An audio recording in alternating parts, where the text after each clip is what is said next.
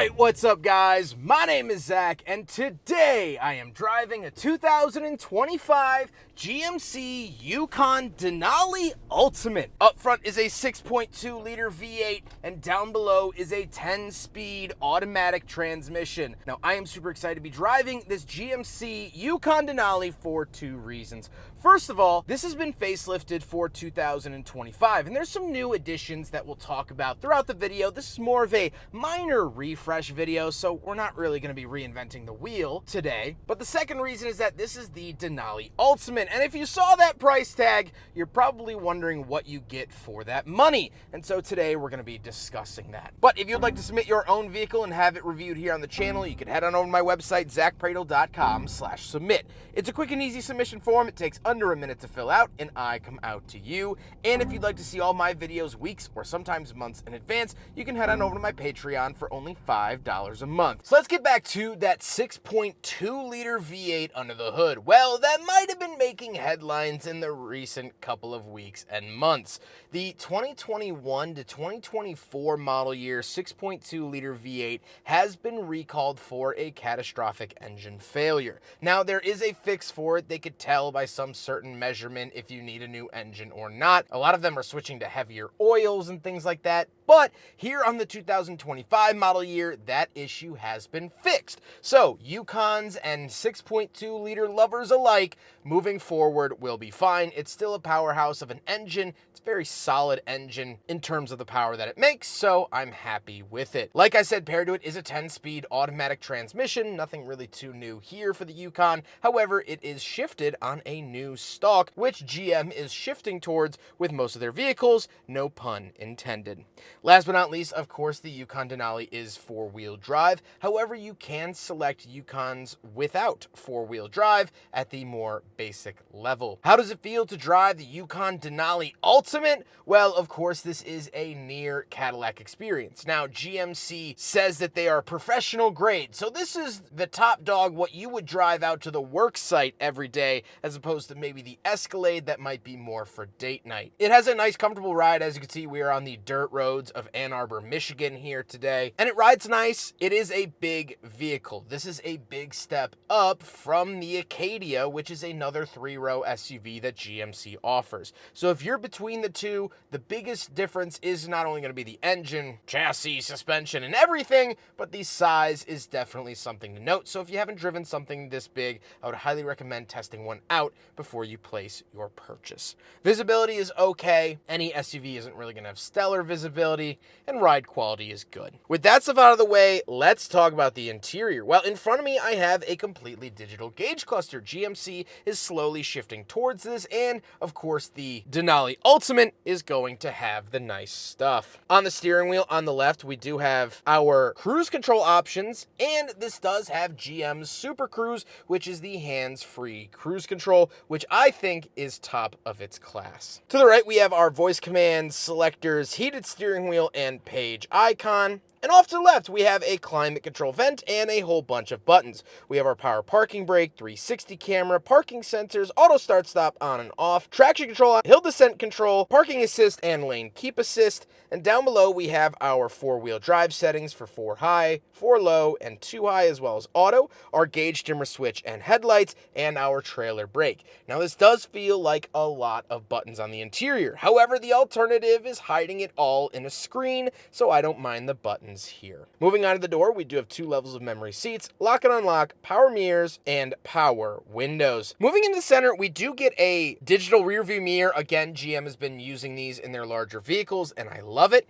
And then we get this giant storage cubby. Really like that. Really useful. Helps add to the interior storage of the vehicle. But that is on top of the all-new screen for the center of the Yukon Denali. This is giant, and it does have Apple CarPlay, of which the EVs are moving away from Apple CarPlay. GMC, since their only EV is the Sierra, they actually still have Apple CarPlay here in the Yukon, and I suspect that that might go away in the coming years, so get it while it's good. We also do have this really nice 360 camera, and we can select through a bunch of different views here in the Yukon Denali Ultimate, which is very helpful because it is such a large vehicle. Down below, we do have our climate controls, of which some are touchscreen. However, you can utilize the buttons at the very bottom for the more important things. I think that this is a really nice blend between the touchscreen and physical buttons. I tend to prefer physical buttons, but if I have to use a screen, this is the best case scenario. Then we do have an openable cubby with 2 USB-Cs, as well as a wireless charger and 2 cup holders, so we'll do a big friggin' bottle test. And if you remove the little liner that's like protective of the cup holders, which is a stipulation of mine, I'm allowed to do that, the bottle will fit and pass the big friggin' bottle test. Then we do have a center console, which has this really nice Denali Ultimate badge in the center with the coordinates of Denali, Alaska. Absolutely love that, and you do get a fair amount of storage. Moving on to the seats are heated, ventilated, power memory, and massaging. That's right, you do have massage features here in the Yukon Denali Ultimate. Part of that big price tag are for the massage seats. And they have this great, not only color to them, but these awesome patterns. They feel more work-oriented than particularly luxury-oriented, although they are very nice seats. And I like that GMC is going for that approach. The more of the everyday luxury or every man's luxury, as opposed to the ultra-elite wealthy that the Cadillac try to go after. So I like this feeling in the seats. However, speaking of seats, it wouldn't be a Yukon Denali without 2 more rows of seating, so let's go do some back seat reviews. All right, so we're in the second row of the GMC Yukon Denali, and a couple of things to note. First of all, I fit fine. If you want a good 3-row full SUV, this is one of the best, obviously, besides the Yukon XL. We have a lot of brown trimmings in here. Absolutely love that. These seats feel amazing. Even the third row has really nice leather. Down in the center, we do get our climate controls ran through a screen. Very responsive screen. It feels nice, and I'm happy to have climate controls for the rear. That's a pretty big deal. We also have HDMI, USB-C, and a wall outlet. We also do have the entertainment package here for the screens on the backs of the front seats, and we could hook up to those HDMI. We could watch YouTube, Hulu, web browser, and even check on the vehicle status. You could see how fast your driver's driving, how much fuel they have left, and the trip odometer.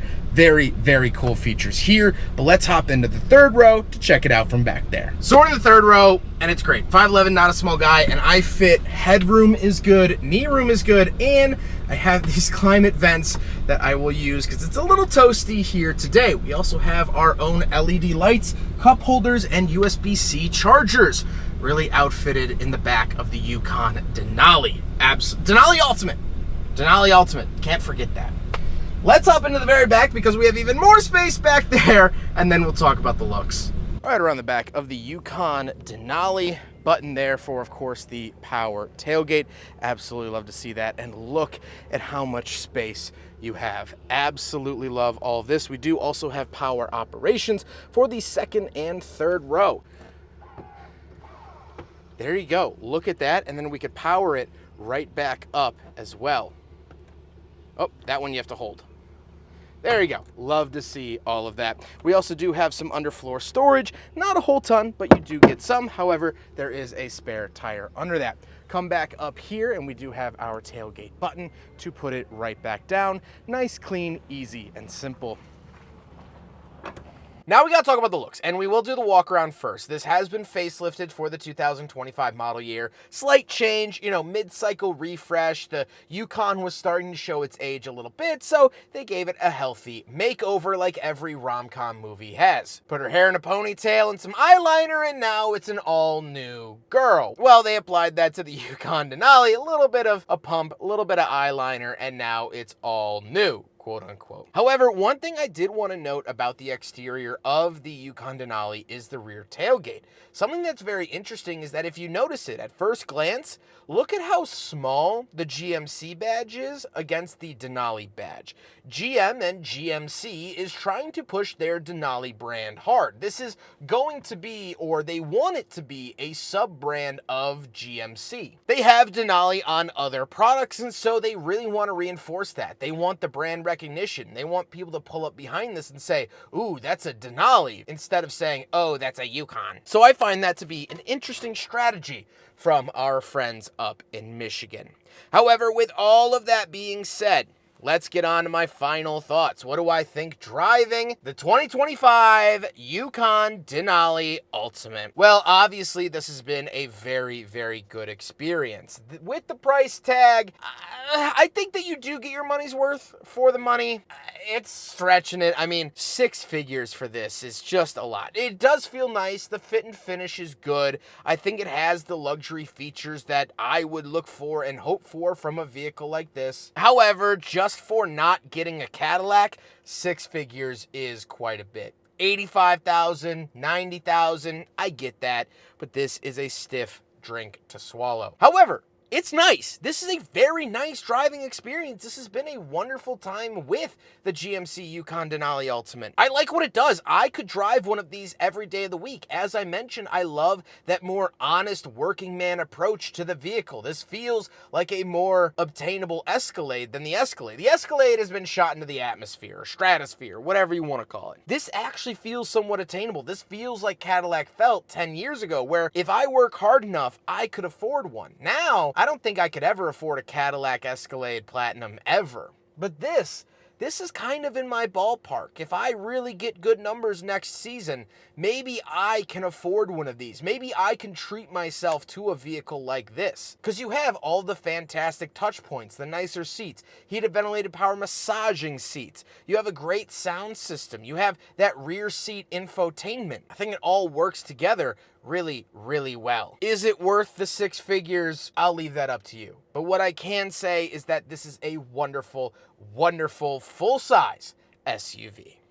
I hope you guys enjoyed the video. Huge thank you to GMC for allowing me to borrow their Yukon. I'm actually up here for the Cadillac Vistic launch in Ann Arbor, Michigan. They had one of these sitting around. I had a couple of minutes and I said, why not? So they've been wonderful to accommodate me in my endeavors. They're always top notch and I appreciate working with them quite a bit. But I hope you guys enjoyed the video. Don't forget to rate the video, comment on the video, and subscribe if you really liked it. Take care, guys.